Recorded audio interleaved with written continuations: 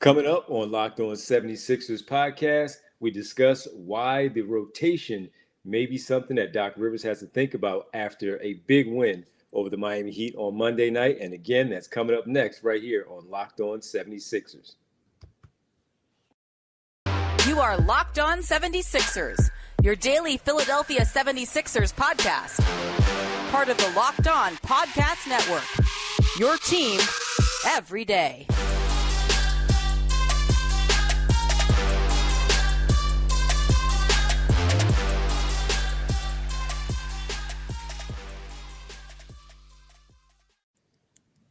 And welcome. You are Locked On 76ers. I'm Devon Gibbons from 97.5 The Fanatic Radio in Philadelphia, alongside my co-host and partner in crime, Keith Pompey, Sixers beat writer for the Inquirer.com. Thanks for making Locked On 76ers your first listen every day. And remember, Locked On 76ers is free and available on all platforms, including YouTube, also at Locked On 76ers. Keith, what's going on, man?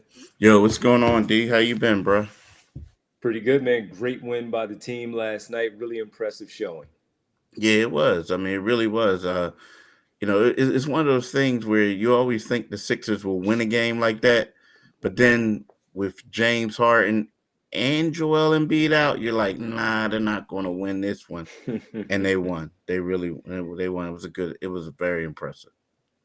Yeah, it was an impressive win by the team last night at home against the Miami Heat. And Keith, we have to start with the fact that not only did Tyrese Maxey step up, he was huge, specifically in the fourth quarter, but also the fact that now the rotation may have some more questions as we go forward for head coach Doc Rivers. He has been a little reluctant taking Furkan Korkmaz out of the rotation. As of late, Shake Milton, spotty minutes for him as a guard coming off the bench as well. But last night they needed all hands on deck with, as you mentioned, James Harden out with the maintenance for his hamstring, Joel Embiid with the lower back tightness, dealing with the soreness.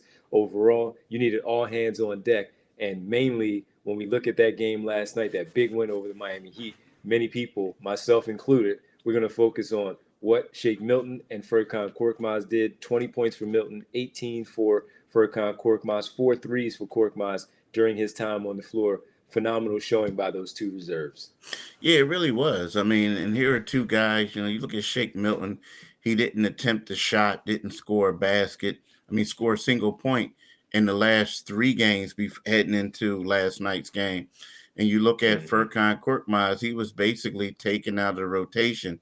He did play 2 nights ago, but it was basically, it wasn't even 2 nights ago. He didn't play then. It was a game before that. It was one of those things where it was like mop-up duty the final minute. Now, right now, what it is it shows them that these guys can have roles. Now, see, here's the thing. If I'm Doc Rivers, I'm looking at it and I'm thinking to myself, like, okay, so I wanted these guys to be secondary role guys and just like maybe catch and shoot, or guys who can facilitate and pass the ball. Well, the question is, are you going to go back and utilize them the way that you did before? Because what does Shake do? He goes out there and he gets buckets. What does Furkan do? Right. He tries to distribute. He gets buckets. And it just seems like they were real passive when they were playing with James Harden and Joel. So right now they proved to them what they can do, and especially Shake. Especially Shake. Yeah, because for me, at times, Keith, it looked like on the floor when they were out there, they would defer a little bit to those guys. Now, listen, Joel Embiid on the floor, we've seen it. We've been close enough we can hear it where Doc Rivers does want the players to get him the ball. He's calling for the basketball. And what are you going to do? You're going to give him the ball. But maybe, just maybe, with this showing and Embiid sitting there seeing how they were playing, it restores that confidence that they once had in them before with Shake Milton did have a lot of minutes. Furkan Korkmaz, the same thing.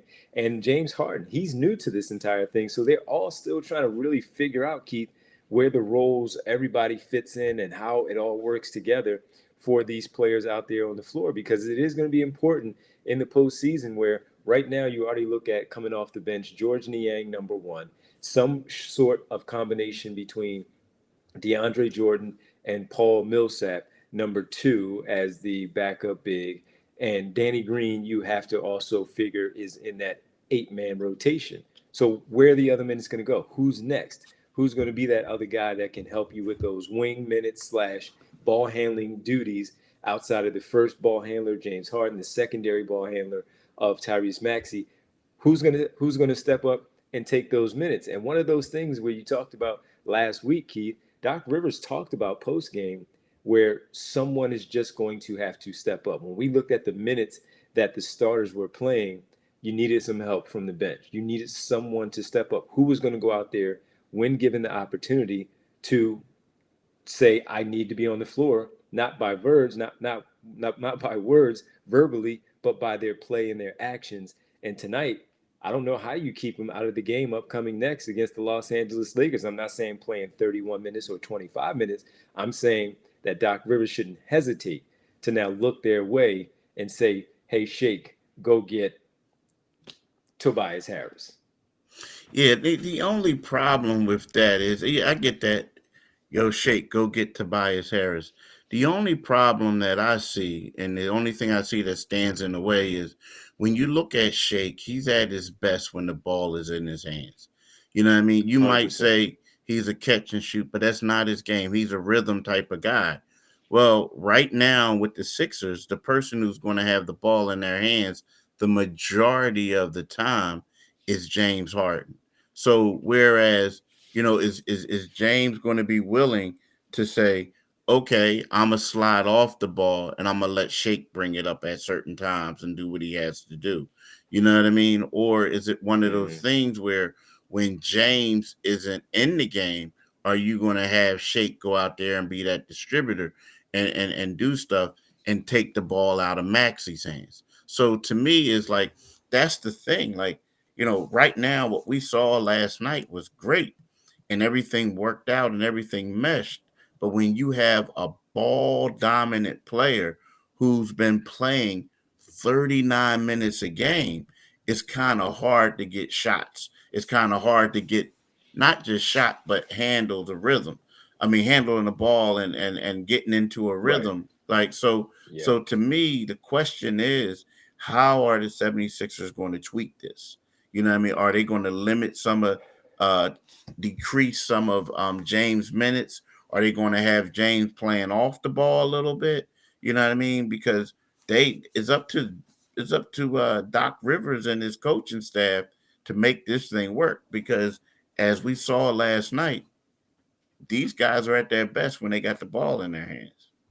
They do, but when the ball is swinging like it was last night, Keith, close to 30 assists last night on their made baskets, you also have to look at someone like Shake Milton when the ball does come his way. That, with your to your point, he has the ability to put the ball on the floor and make that decision. We saw times last night, specifically late, Keith, they were finding Tyler Hero in their 113-106 win over the Miami Heat because Tyler Hero is not known for his defensive skills, and they were finding him and taking advantage of that mismatch that Shake Milton had on him, whether it was shaking, no pun intended, and creating some space for some opportunities, or just simply straight line drives downhill to get to a spot, pull up in the paint, and hit that little short jumper. We Mm-hmm. saw all of it from Shake Milton last night, and the same thing for Furkan Korkmaz. For the things that we've seen over the course that he's been in the NBA, he can put the ball on the floor sometimes and make decent decisions. So it's going to be an interesting thing for Doc Rivers and his staff to try to figure out where they go next with the rotation overall, Keith. Yeah, yeah, I agree with you 100%. That's what's going to have to happen. What Doc and them are going to do, with the rotation and all that other stuff to see what they can do because, it can work. I mean, it can work. It's just a matter of, you know, what are you going to do? I mean, what are you going to do? It's going to work. Now, the one thing about Korkmaz Furk is, Furk, in my opinion, he has to be a little bit more consistent. You know what I mean? Like this was one of those games that he has had in the past, but he has to continue to be consistent for the Sixers to have success, right? You know what I mean? Like Mm-hmm. you know what I mean? Like the thing about I like Furk, that's my guy, but these type of performances are not surprising. You know what I mean? He just has to make these shots. Now, Furk was out there. He had something to prove. He wanted to let the Sixers know, like, I still Yes, he have it. did. You know what I mean? And he did do that, right? But to me, it's one of those things where, you know, they're just going to have to he's going to have to be consistent, and I think Shake, you got to get Shake the ball. You just do. You have to. Now, like, I get it. You talked about Tobias Harris, right? You know, It was just as an example. Yeah, well, I mean, but let's be real though. Like, at this particular time, if there's one person that you may, when you do the pairings, that you may take out and put in there, it might be Tobias. You know what I mean? Just because it may be Tobias.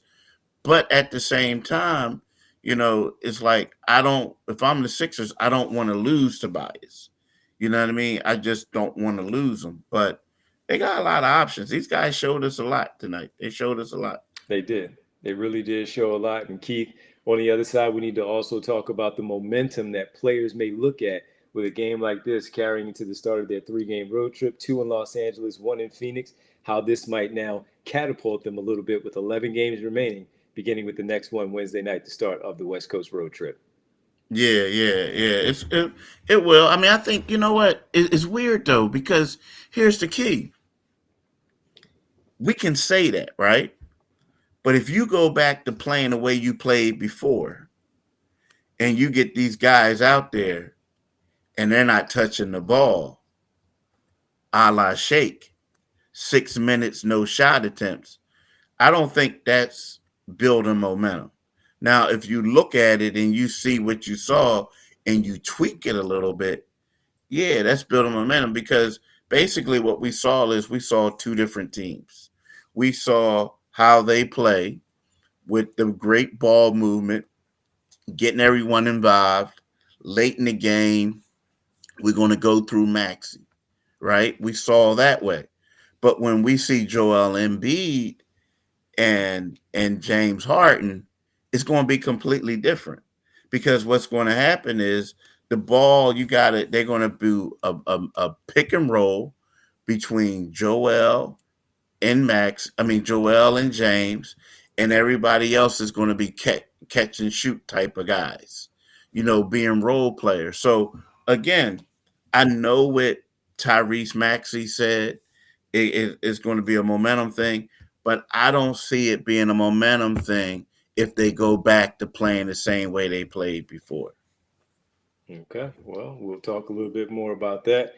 First, let's get into one of the little title sponsors there that we have to talk about with Bet Online, and discuss exactly where things are with them, because, of course, great people that they are.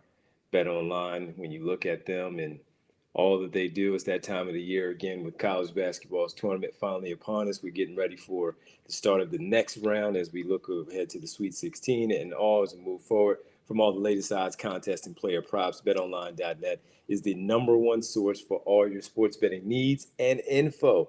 Big time college basketball, some professional basketball as well. Things that we can pay attention to. National Hockey League is all there. It's the best spot for all your scores, podcasts, and news this season. And it's not just basketball online, as we just talked about, the source for all your sports wagering information needs, including live betting and your favorite Vegas casino games. So head to the website today or use your mobile device to learn more about the trends and action.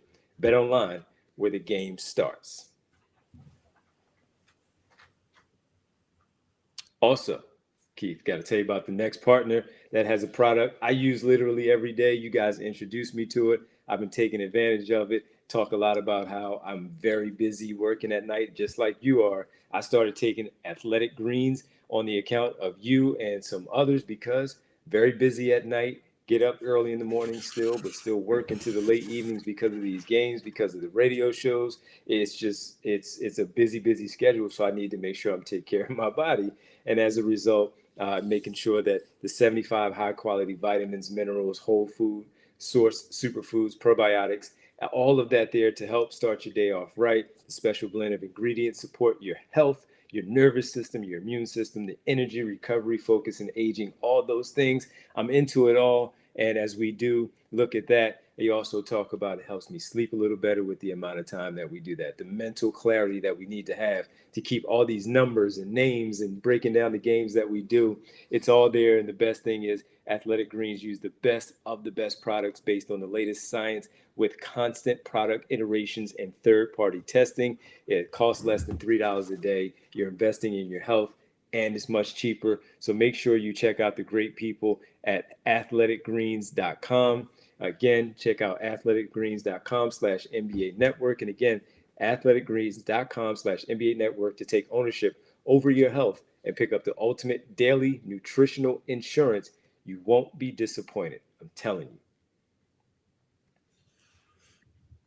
All right, and thank you for making Locked On 76ers your first listen. For your next listen, check out the Locked On Now podcast, where there are nightly recaps of every NBA game with analysis from our local experts. Many games on the schedule on Monday night, so check it out. It's free and available wherever you get your podcast. Keith, got to talk about, again, as we just mentioned, diving a little bit more into the momentum thing. When you look at carrying over to this 3-game road trip and the momentum carrying in, and you mentioned before we stepped away for a brief moment of how they might revert back to the old ways of this style of play for the Philadelphia 76ers, which is get Joel Embiid the basketball, James Harden handling and initiating the offense. The pick and roll play is there, the two-man game, all that they're doing. Maxey getting his, using the speed, going downhill, finding his within the offense. But is that going to be good enough for this basketball team now that we may have a little bit of an idea now of these other players that could potentially step in? Why do you think it might get in the way for Doc Rivers' team as we get along here closer to the end of the regular season, heading into the postseason? I think it might get in the way right now, and a little bit like what I said before. And I'm sorry if I was ear beaten before, right?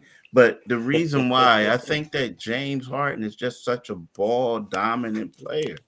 You know what I mean? Now it's like, if he brings the ball up, or if he takes some possessions off, and Shake Milton can get cooking, and things like that, I think it will work. But I think if we see the stuff that we saw before, where just about 80% or 90% of the possessions everything is ran through him, I don't think we'll see that. See, the thing about Shake Milton is, when you say that everybody has an NBA skill set, one thing that makes him a pro. His thing is something in the beginning was like, yo, no, no, no, no, no, yes. And what I mean by that is, he comes in, he doesn't care who's on the floor with him, Joel, whatever. He goes and he seeks buckets. He seeks buckets. And that's the thing that separates him from others, right? Well, when you have a guy that's ball dominant, and then all of a sudden the last couple games, you just throw him out there. Like, Shake Milton isn't known as a lockdown defender. Shake Milton isn't known as a quality distributor. Shake Milton isn't known as a rebounder or anything like that. He's known as a guy that comes in and gives you instant offense, right? And that's the reason why he was playing 6 minutes. He would grab maybe one rebound or get a foul. That was his only statistic. He didn't shoot the ball. He was very ineffective. So when you look at a guy like that, in order for him to be effective, is for him to do the things that he did last night, right? Unless the Sixers make some adjustments, with the way James is playing and he's playing on the floor together, I don't think anything's going to change. I just don't. I honestly don't think that anything is going to change. Yeah, well, look, James Harden's going to play 35 plus minutes in the postseason. Shake Milton, if he does get some time, he'll mix in maybe somewhere around 10 maximum. As far as the minutes go, it's just making sure that you make the best of those opportunities in those situations that Doc Rivers finds for you. Whatever the pairings are, as you talked about, with the starters that remain coming in with the other reserves, however you want to look at it, it's just about playing team basketball. And it's a little It's a little interesting what you're saying, Keith, because we're basically talking about at the end of the day, when you're trying to win, everybody's trying to win, the team basketball. So you're trying to get guys to buy in. And if James Harden is here and he's coming in late, they've been doing what they've been doing, having success with him on the floor.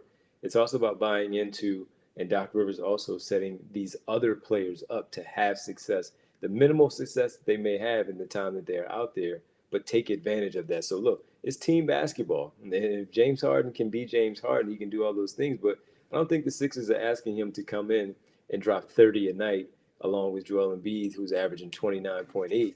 They're not asking him to do that. They're asking him, yes, to be aggressive offensively, but also distribute the basketball and there's enough to go around in 48 minutes for those other players to contribute in their way as well.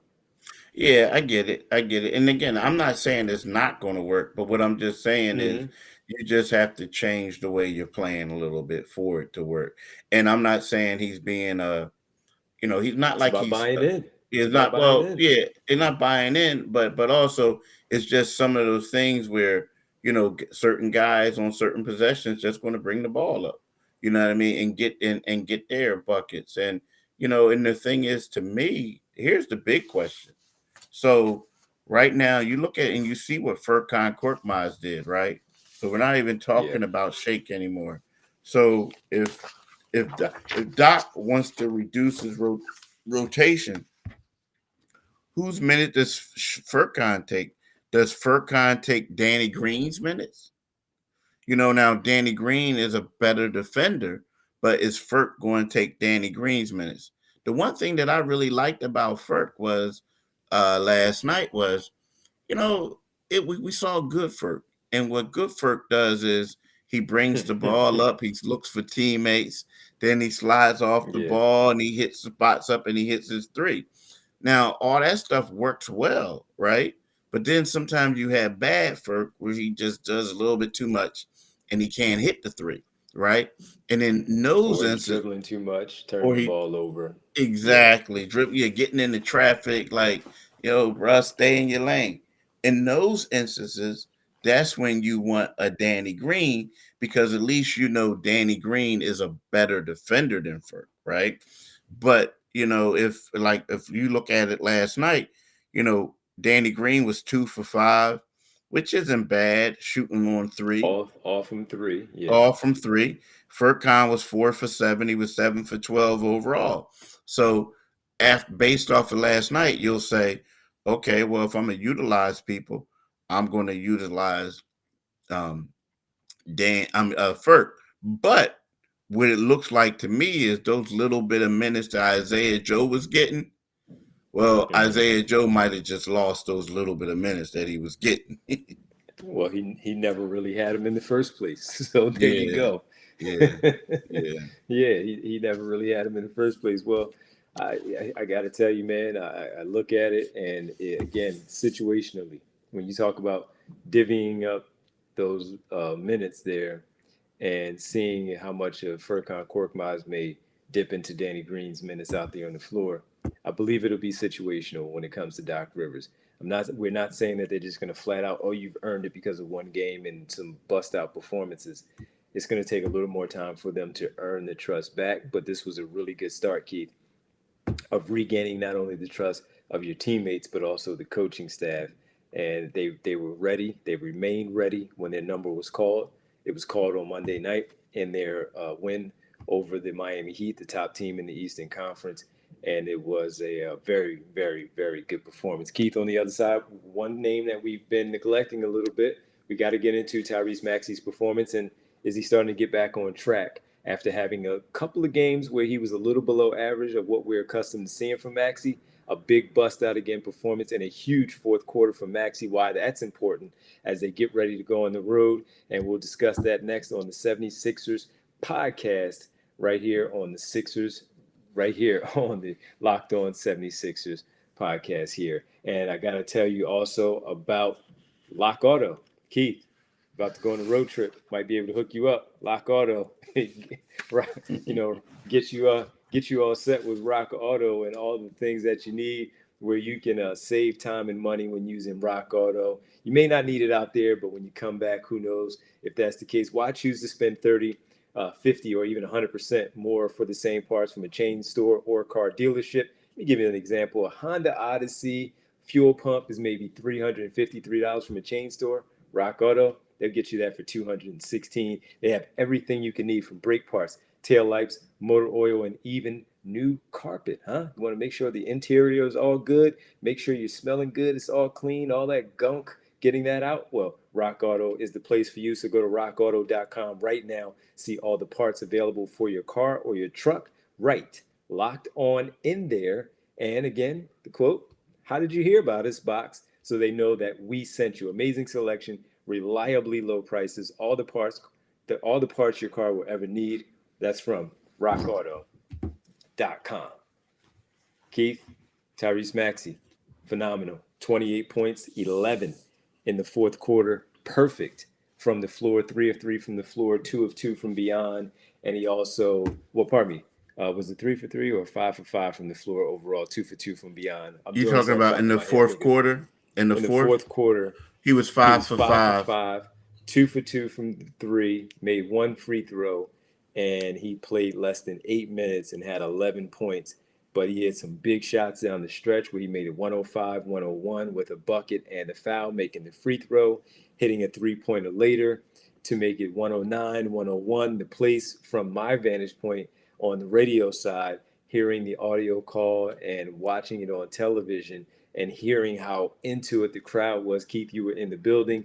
And then 112, 101, where he hit another dagger three-pointer. And not to mention the block on Caleb Martin, as Martin and the Heat were down 6. They stole the inbound pass off the timeout, and going the other way, he makes a spectacular block to take away 2 points from the Miami Heat and Caleb Martin. Tremendous effort by Tyrese Maxey from him last night. What does this mean, Keith, as we get ready for this road trip? I think for him it brings more confidence, right? Now for him, right? Because you look at it Sure. now, there was a time when he was deferring a little bit too much. Now you look at it and he can just take over. He knows he can take over. And he did it against Jimmy Butler. He did it against Kyle Lowry, Bam Yeah. Adebayo. He did it against some like thoroughbreds. And we're talking about Kyle and Jimmy, 2 6-time all-stars, 2 All Olympic stars. gold medalists. Bam is a one-time all-star. He should have been more. So I think that, it wasn't He'll like, get there. I mean, yeah, he'll get there. But it wasn't like when Maxey scored like 30 something against Denver, when, it was like, okay, or some other stuff. This was like a legitimate game where, and again, not saying that Denver wasn't last year, but you get it. It was Yeah. like, the COVID and all this other stuff, but this was like a legitimate game, and he stepped up. And here's the great thing. This is something that Mm-hmm. Jimmy Butler said about him. And here I'm reading this quote. I mean, he is a heck of a player, obviously. The way he scored the ball in the fourth all throughout the game, drawing help and making the right plays. He's been doing it all year. I hear how hard that he works, and I definitely respect him and his game. And he's going to be in this league for a long time, just like one of the youngsters on my team and so many other youngsters around the league. I mean, that's like some utmost respect for this guy, right? And the youngster he's talking about, Jimmy talking about on his team, is Tyler Hero. But, for Jimmy to come out there and give this guy props like that, I didn't know that. Yeah, that says a lot. Yeah, it says a lot. it does.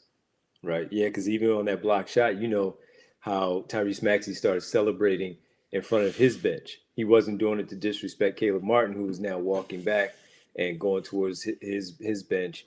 And I noticed from the TV feed when I'm paying attention to it that as they were getting ready for the now inbound play after the Sixers got the ball back, he and Martin were talking. And, these are some physical guys on their side. There's some quote unquote tough players with that Miami Heat organization, that Heat culture that they have. And, seeing Martin get into some stuff in the past with some other players around the league, I was curious of how he was going to react to the players celebrating in front of him and all of that. They're down the other end while getting ready for the inbound pass, or I think it was actually Tobias Harris being on the free throw line, and they're talking.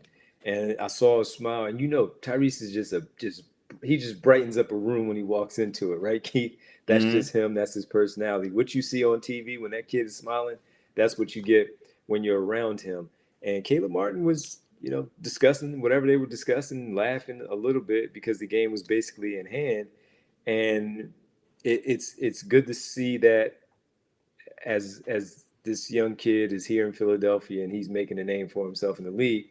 But that just follows off of what you just mentioned, Jimmy Butler talking about with people discussing who he is. And I remember the Knicks game back here for James Harden's first game in Philadelphia and happened to catch John Calipari. If you remember, he was in the stands. He was sitting along the baseline right in front of where we sit, Keith. And he was talking to Julius Randle during the timeout. It was the TV timeout. He came over. And you could read Julius Randle's lips where he said, yo, that Tyrese Maxey can bleep and go. And the respect that he's getting from the other players around the league. So it's good to see that. And he really stepped up in a big way in the absence of everybody else. And Keith, he did that while he was in foul trouble. He had 4 personal fouls after the third quarter. So he had to watch a lot of his teammates, Shake Milton, Furkan, Korkmaz, do the job that they did. And then he just brought it home in those last few minutes while on the floor, taking over with their 11 points down the stretch. Yeah, I agree, and I also think that is one of those things. Just to circle back on that. If anybody met Tyrese Maxey, he's Yeah. as good of a player he is.